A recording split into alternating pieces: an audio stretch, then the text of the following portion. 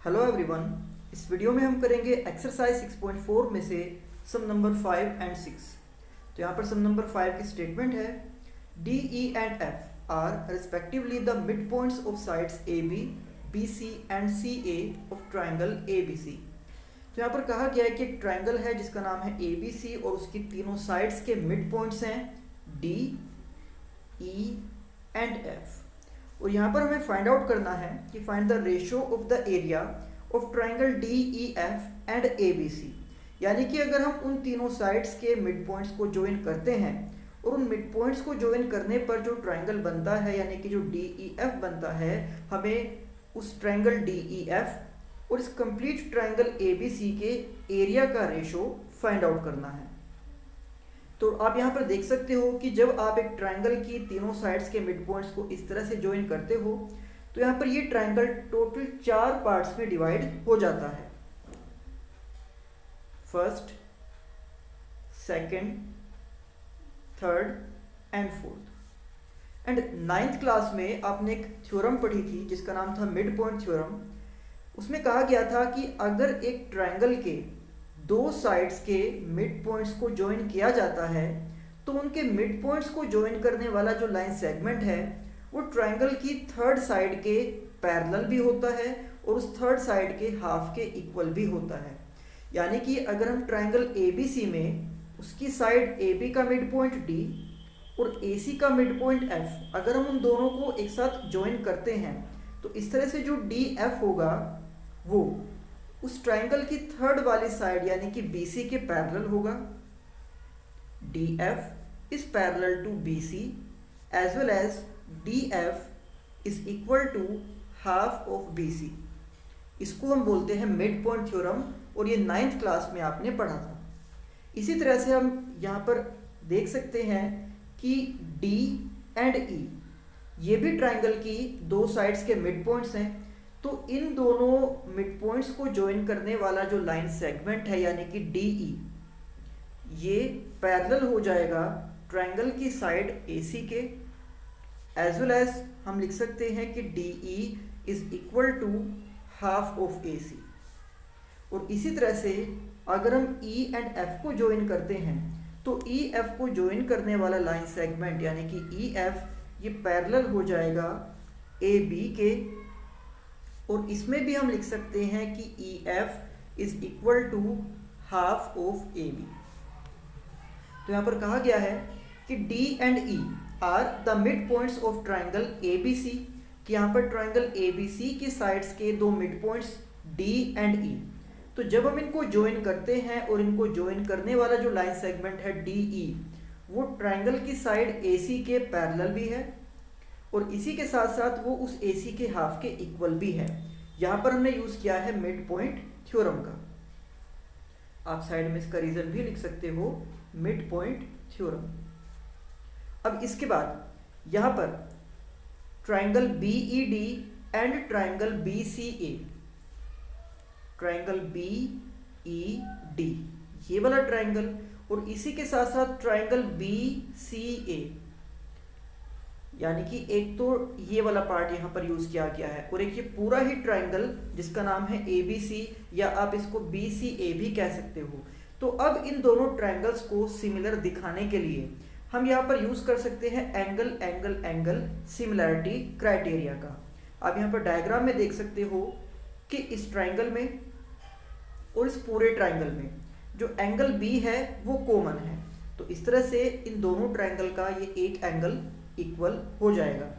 इसी के साथ साथ जैसे कि अभी हमने यहाँ पर दिखाया है कि जो डी ई है वो ए सी के पैरेलल है और जब भी दो पैरेलल लाइन को एक ट्रांसवर्सल लाइन इस तरह से इंटरसेक्ट करती है तो यहाँ पर हम इस एंगल को इस एंगल के इक्वल बोलते हैं और इन एंगल्स को कहा जाता है कोरस्पॉन्डिंग एंगल्स। तो सेम इसी प्रॉपर्टी का यूज करते हुए हम यहाँ पर लिख सकते हैं कि इन दोनों पैरेलल लाइंस में ये वाला एंगल इस एंगल के इक्वल हो जाएगा और इसी तरह से ये वाला एंगल इस एंगल के इक्वल हो जाएगा। तो हमने यहाँ पर लिख दिया है कि in triangle B E D and triangle B C A, angle B E D is equal to angle B C A because ये कोरस्पॉन्डिंग एंगल्स हैं।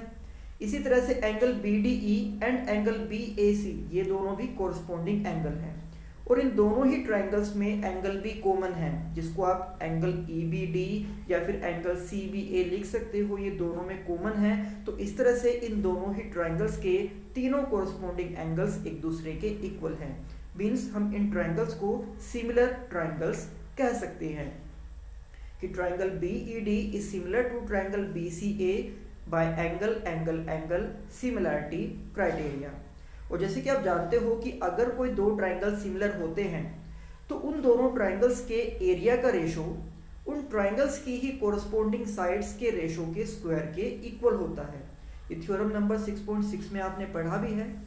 तो हम यहाँ पर लिख सकते हैं कि ट्राइंगल BED और ट्राइंगल BCA के एरिया का जो रेशो है, means area of BED divide by area of BCA, इसको हम लिख सकते हैं कि ये इक्वल होगा DE डिवाइड बाय AC के स्क्वायर के इक्वल।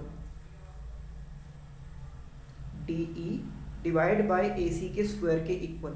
और जैसे कि हमने यहाँ पर मिड पॉइंट थ्योरम से लिखा था कि जो DE है वो AC के हाफ के इक्वल है, या फिर आप इसको ऐसे भी लिख सकते हो कि 2 को DE से मल्टीप्लाई, यानी कि 2 टाइम्स ऑफ DE इक्वल हो जाएगा AC के। मीन्स जो AC है उसकी जगह पर आप 2DE लिख सकते हो। तो यहाँ पर हम AC की जगह पर लिख सकते हैं 2DE, न्यूमरेटर में DE है और डिनोमिनेटर में AC की जगह पर हम लिख सकते हैं 2DE और इसका होल स्क्वायर। तो यहाँ पर DE से DE डिवाइड हो जाएगा और ये बचेगा 1/2। तो जब हम 1 का स्क्वायर करेंगे वो 1 होगा और जब हम इस 2 का स्क्वायर करेंगे तो वो हो जाएगा 4। तो इस तरह से यहाँ पर आ गया है कि area of BED divide by area of BCA is equal to 1/4। अब आप यहाँ पर इस BCA को राइट हैंड साइड में मल्टीप्लाई भी कर सकते हो। तो इस तरह से कि स्टेटमेंट हमारे पास आ जाएगी कि area of BED is equal to 1/4 area of BCA। अब सेम इसी तरह से जैसे कि हमने यहाँ पर दिखाया है कि इस ट्राइंगल का एरिया इस पूरे ट्राइंगल के एरिया के 1/4 पार्ट्स के इक्वल है। अब सेम इसी तरह से हम इस ट्राइंगल को भी इस पूरे ट्राइंगल के एरिया के 1/4 के इक्वल दिखा सकते हैं, क्योंकि इस ट्राइंगल में और इस पूरे ट्राइंगल में आप देख सकते हो कि एंगल C कॉमन है। इसी तरह से ये दोनों साइड्स एक दूसरे के पैरेलल होंगी, तो ये एंगल इसके इक्वल क्योंकि कोरस्पॉन्डिंग एंगल्स, और ये एंगल इसके इक्वल, ये भी कोरस्पॉन्डिंग एंगल्स। तो सेम इसी तरह से हम यहाँ पर लिख सकते हैं कि इस ट्राइंगल का जो एरिया होगा वो इस पूरे ट्राइंगल के एरिया के 1/4 पार्ट्स के इक्वल है। तो हम लिख सकते हैं कि similarly area of CFE is equal to 1/4 area of CBA। और इसी तरीके से हम यहाँ पर इस वाले ट्राइंगल को भी दिखा सकते हैं कि इस ट्राइंगल का भी जो एरिया है वो पूरे ट्राइंगल के एरिया के 1/4 पार्ट के इक्वल है। Means area of ADF is equal to 1/4 area of ABC। यहाँ पर आप देख सकते हो कि इस इक्वेशन में एंड इस इक्वेशन में इन तीनों में ही जो इनकी राइट हैंड साइड है वो सेम है। इनकी राइट हैंड साइड में है 1/4 एरिया ऑफ ट्राइंगल ABC। यहाँ पर ABC को ही अलग अलग तरीके से लिखा गया है। यहाँ पर ABC का नाम लिखा गया है BCA, यहाँ पर उसको लिखा गया है CBA और यहाँ पर लिखा गया है ABC, बट तीनों का मीन्स एक ही है कि area of triangle ABC। Means जो triangle BED, CFE and ADF है, इन तीनों का जो एरिया है वो 1/4 एरिया ऑफ ट्राइंगल ABC के इक्वल है। अब यहाँ पर जैसे कि हमने ये प्रूव कर दिया है अभी तक कि इस ट्राइंगल का एरिया पूरे ट्राइंगल के 1/4 पार्ट के इक्वल है, इस ट्राइंगल का भी एरिया उस पूरे ट्राइंगल के ही 1/4 पार्ट के इक्वल है, और इस ट्राइंगल का भी एरिया उस पूरे ट्राइंगल के ही 1/4 पार्ट के इक्वल है। तो यहाँ से अगर हम फाइंड आउट करें इस DEF का एरिया, तो इस DEF के एरिया को फाइंड आउट करने के लिए हमें उस पूरे ABC के एरिया में से, उस पूरे ट्राइंगल के एरिया में से इस ट्राइंगल को एंड इस ट्राइंगल को, यानी कि इन तीनों पार्ट्स को हमें ट्राइंगल ABC में से सबट्रैक्ट करना होगा। तो यहाँ पर लिख दिया है कि area of triangle DEF is equal to area of ABC जिसमें से माइनस किया गया है area of triangle B E D, C F E and A D F. तो जैसे कि आप यहाँ पर इन तीनों इक्वेशन से देख सकते हो कि इन तीनों ही ट्राइंगल्स का जो एरिया है वो इक्वल है 1/4 area of triangle A B C के। तो जब हम 1/4 area of triangle A B C को 3 बार ऐड करेंगे तो ये बन जाएगा 3/4 area of triangle A B C. Means कि हमें इस डी ई एफ का एरिया फाइंड आउट करने के लिए उस ए बी सी के एरिया में से सब्ट्रैक्ट करना होगा 3/4 area of triangle A B C.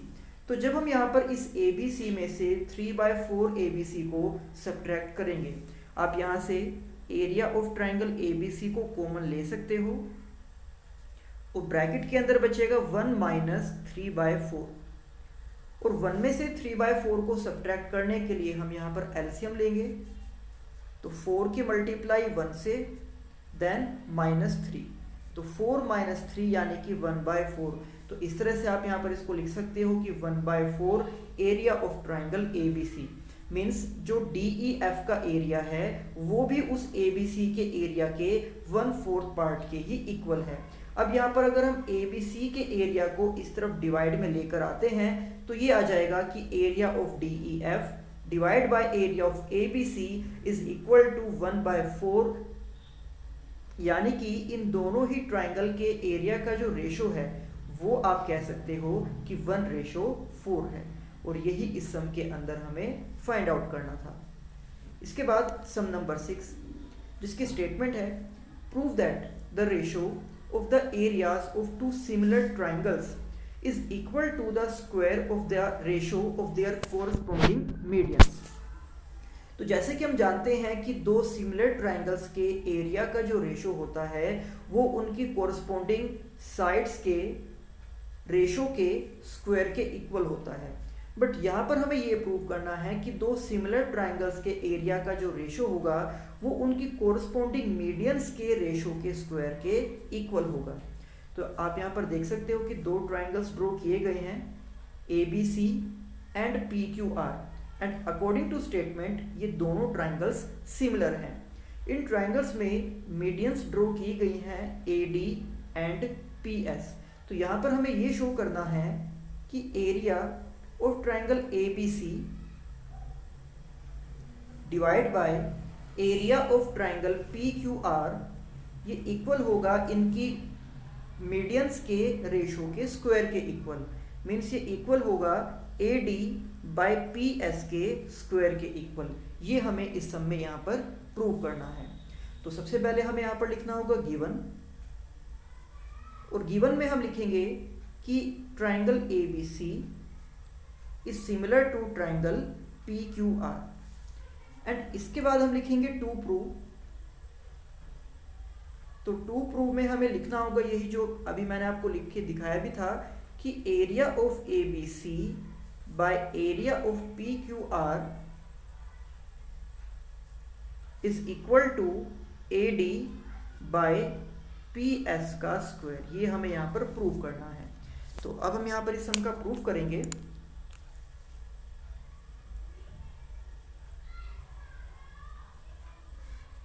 तो देखिए, let us assume two similar triangles as triangle ABC is similar to triangle PQR, AD and PS be the medians of this triangle। और जैसे कि हमें गिवन है कि ट्राइंगल्स जो हैं वो एक दूसरे के सिमिलर हैं, तो आपको पता ही है कि सिमिलर ट्राइंगल्स की कोरस्पॉन्डिंग साइड्स एक दूसरे के प्रोपोर्शनल होती है।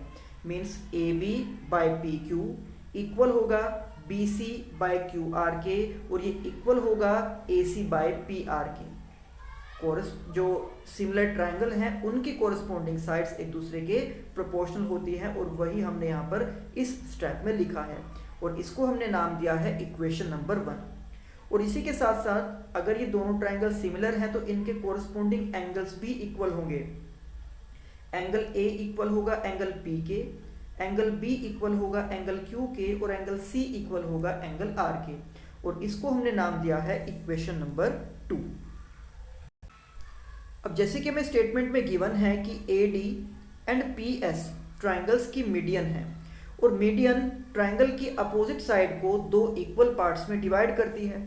मीन्स जो BD है वो CD के इक्वल होगा, या फिर आप ऐसे भी कह सकते हो कि जो BD है वो BC का हाफ है। एंड इसी तरह से जो QS है वो SR के इक्वल होगा, या आप इसको कह सकते हो कि जो QS है वो QR के हाफ के इक्वल है। तो हम यहाँ पर लिख सकते हैं कि since AD and PS are medians, तो BD और CD दोनों इक्वल होंगे और ये BC के हाफ के भी इक्वल होंगे। एंड इसी तरह से जो QS एंड SR है ये दोनों उस QR के हाफ के इक्वल होंगे। तो मीन्स अगर हम यहाँ पर इक्वेशन 1 में BC को 2 से डिवाइड कर दें और इसी के साथ साथ इस QR को भी 2 से डिवाइड कर दें, तो BC का हाफ हम लिख सकते हैं BD। इसी तरह से QR का हाफ हम लिख सकते हैं QS। यानी कि यहां पर जो BC बाय QR है ये कन्वर्ट हो जाएगा BD बाय QS में। So equation 1 becomes AB by PQ is equal to BD by QS is equal to AC by PR, और यहाँ पर हमने इसको नाम दिया है इक्वेशन नंबर 3। तो अब हम यहाँ पर इन दोनों ही ट्रायंगल्स में से इनके हाफ पार्ट्स यूज करेंगे। मीन्स हम यहाँ पर अब यूज करेंगे triangle ABD and triangle PQS को। तो देखिए जैसे कि अभी अभी हमने शो किया है कि AB by PQ is equal to BC by QR की जगह यहाँ पर हमने दिखाया है BD by QS is equal to AC by PR। तो अगर हम यहाँ से AC बाय PR को हटा दें और सिर्फ यहाँ पर हम इतना लें कि AB by PQ is equal to BD by QS, AB by PQ is equal to AD by PS। Sorry, यहाँ पर आप इसको लिख सकते हो कि AB by PQ is equal to BD, यहाँ पर है BD जो कि BC का हाफ है, कि AB by PQ is equal to BD by QS। इन दोनों साइड्स को हमने प्रोपोर्शनल दिखाया है। और जैसे कि हमें पहले ही पता था कि triangle ABC and triangle PQR similar triangles हैं, तो इनमें से angle B and angle Q को हम इक्वल कह सकते हैं। मीन्स अब यहाँ पर जो ट्रायंगल ABD है ये वाला ट्रायंगल एंड जो ट्रायंगल PQS है इन दोनों को सिमिलर ट्रायंगल्स कह सकते हैं। तो यहाँ पर लिखा गया है कि in triangle ABD and triangle PQS angle B तो एंगल Q के इक्वल होगा ही, क्योंकि इक्वेशन 2 में हमने ABC एंड PQR के तीनों ही एंगल्स को इक्वल दिखा दिया था। और यहाँ पर इक्वेशन 3 में से अगर हम इन दोनों कोरस्पोंडिंग साइड्स के रेशो को लेते हैं AB by PQ is equal to BD by QS, तो यहाँ पर हम इनका यूज करके कह सकते हैं कि triangle ABD and PQS similar triangles होंगे, side angle side similarity criteria का यूज करके। तो अब अगर triangle ABD and PQS similar triangles हैं तो इनकी भी जो कोरस्पोंडिंग साइड्स हैं वो भी प्रोपोर्शनल हो जाएंगी। तो यहाँ से हम लिख सकते हैं कि AB by PQ is equal to BD by QS is equal to AD by PS, और इसको यहाँ पर नाम दिया गया है इक्वेशन नंबर 4।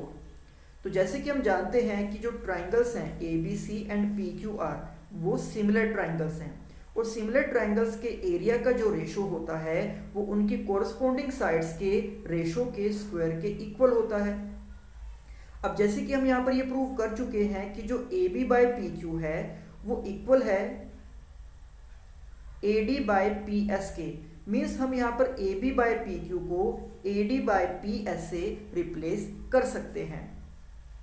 तो हम यहाँ पर लिख देंगे कि area of ABC bye area of PQR, तो इसको रिप्लेस कर दिया गया है AD बाय PS के स्क्वायर से, और यही इस सम के अंदर हमें प्रूव करना था कि दो सिमिलर ट्रायंगल्स के एरिया का जो रेशो है वो उनकी कोरस्पोंडिंग मीडियंस के रेशो के स्क्वायर के इक्वल होता है।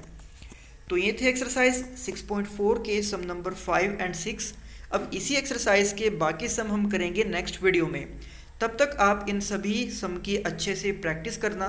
तो मिलते हैं आपसे नेक्स्ट वीडियो में। Thank you.